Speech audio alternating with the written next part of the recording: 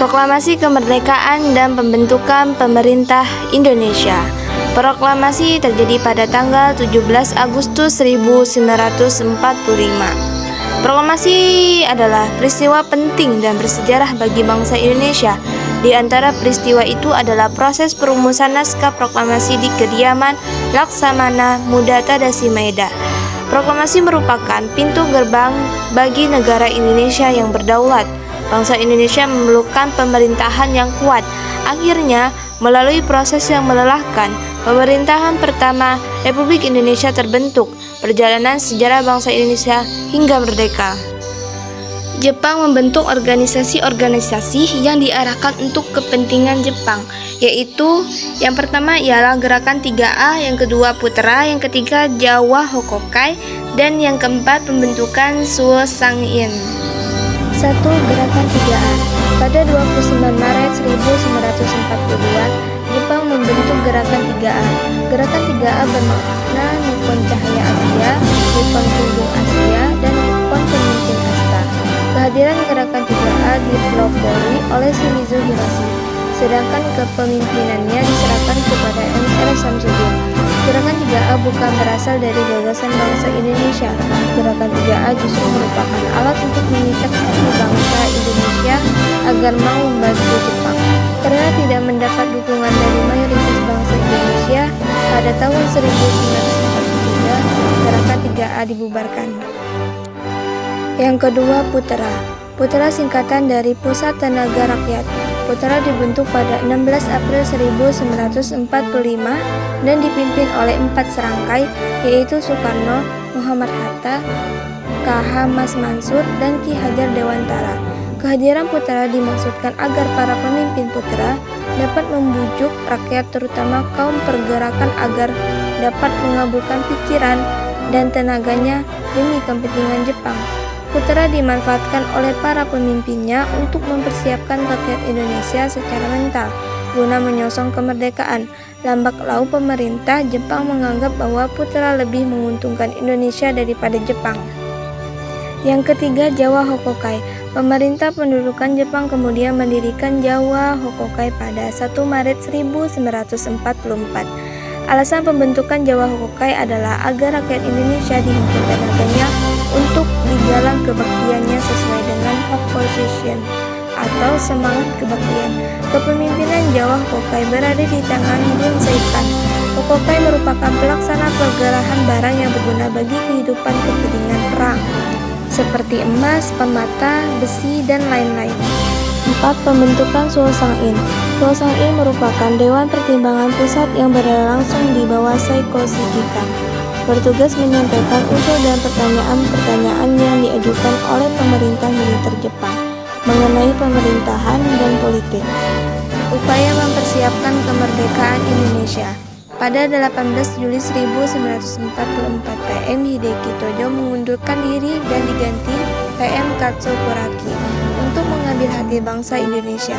Pada 19 September 1944, PM Kaiso mengeluarkan janji kemerdekaan kelak di kemudian hari bagi bangsa Indonesia. Tidak hanya itu, Kaiso kemudian membentuk badan-badan untuk persiapan kemerdekaan, yaitu BPUPKI dan PPKI. 1. BPUPKI, Badan Penyelidik Usaha-Usaha Persiapan Kemerdekaan Indonesia. BPUPKI dibentuk pada 1 Maret 1945. BPUPKI dibentuk dengan tujuan menyelidiki dan merumuskan syarat-syarat yang harus dipenuhi oleh suatu negara merdeka. BPUPKI diketuai oleh DRKRT Rajiman Wetyodiningrat, sedangkan wakilnya adalah RP Suroso dan Isi Bangase. Anggota BPUPKI berjumlah 60 orang ditambah 7 orang Jepang yang tidak memiliki hak suara dalam sidang. Orang pertama memberikan pandangan Muhammad Yamin Dalam pidato, ia mengemukakan 5 asas, yaitu 1. Peri kebangsaan, 2. Peri kemanusiaan, 3. Peri ketuhanan, 4. Peri kerakyatan, dan 5. Kesejahteraan rakyat. Prof. Dr. Supomo pada 31 Mei 1945 mengusulkan 5 asas, yaitu 1. Persatuan, 2. Kekeluargaan, 3. Mufakat dan demokrasi, 4. Musyawarah, dan 5. Keadilan sosial. Insinyur Soekarno dalam sidang hari ketiga 1 Juni 1945 mengusulkan 5 dasar untuk negara Indonesia, yaitu 1. Kebangsaan Indonesia, 2. Internasionalisme atau peri kemanusiaan, 3. Mufakat dan demokrasi, 4. Kesejahteraan sosial, dan 5. Ketuhanan yang Maha Esa. Pada 22 Juni 1945, Panitia 9 mengadakan pertemuan. Dari pertemuan dihasilkan piagam yang dikenal dengan nama Piagam Jakarta atau Jakarta Charter.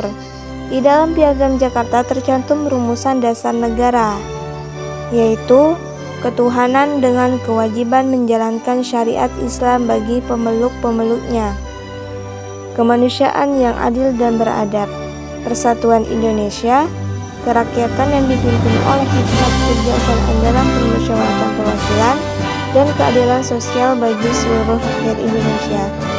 2. Panitia Persiapan Kemerdekaan Indonesia.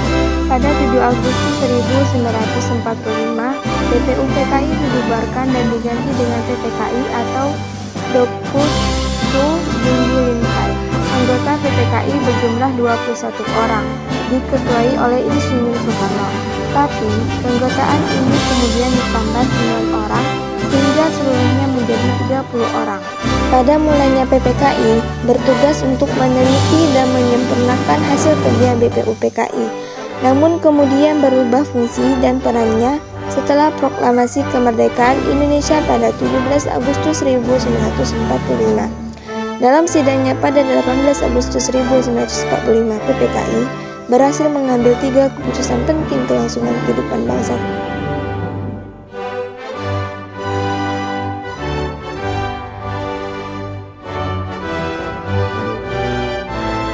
dan negara yang baru diproklamasikan sehari sebelumnya. Ketiga keputusan penting itu ialah berikut upacara secara sederhana dengan urutan: A. Mengesahkan Undang-Undang Dasar Negara, B. Memilih dan mengangkat Insinyur Soekarno sebagai Presiden dan Muhammad Hatta sebagai Wakil Presiden Republik Indonesia, dan C. Membentuk Komite Nasional untuk membantu Presiden sebelum DPR atau MPR terbentuk seperti yang diharapkan oleh Undang-Undang Dasar. Dengan demikian, kedudukan PPKI telah berubah, yaitu sebagai berikut: Wakil Seluruh Rakyat Indonesia, badan resmi yang berwenang mengesahkan Undang-Undang Dasar, badan yang memilih Presiden dan Wakil Presiden, badan pendiri Negara Republik Indonesia, dan badan tertinggi Negara Republik Indonesia. Beberapa peristiwa penting di sekitar proklamasi. Yang pertama, pemanggilan 3 tokoh Indonesia ke dalam. Yang kedua, peristiwa Rengas Dengklok. Yang ketiga, perumusan teks proklamasi kemerdekaan. Dan yang keempat, proklamasi kemerdekaan Indonesia. Berikut pembentukan pemerintah Indonesia. Yang pertama, penetapan dan pengesahan undang-undang. Yang kedua, penetapan presiden dan wakil presiden. 3. Pembentukan Komite Nasional Indonesia Pusat. 4. Pembentukan departemen dan penunjukan menteri-menteri. 5. Pembagian wilayah Republik Indonesia atas 8 provinsi. 6. Pembentukan lembaga pemerintahan di daerah. 7. Pembentukan Badan Keamanan Rakyat. Dan 8. Terbentuknya Tentara Nasional Indonesia. Proses perumusan teks proklamasi bangsa Indonesia dilakukan di Rumah Tadashi Maeda di Jalan Imam Bonjol 1. Tadashi Maeda adalah wakil Angkatan Laut Jepang yang berkedudukan di wilayah kekuasaan Angkatan Darat Jepang. Tokoh-tokoh yang merumuskan teks proklamasi kemerdekaan Indonesia yaitu Insinyur Soekarno, Muhammad Hatta, dan Ahmad Subarjo. Sedangkan pihak golongan pemuda yaitu Soekarno, M. Diah, dan Sudirman. Kesimpulannya ialah dengan adanya proklamasi kemerdekaan Indonesia berarti menandakan dimulainya sebuah revolusi baru. dikatakan sebuah revolusi baru karena terjadi perubahan yang mendasar dan tepat. Hal ini berarti terjadi pemindahan kekuasaan negara dari penjajah ke negara yang merdeka dan berdaulat.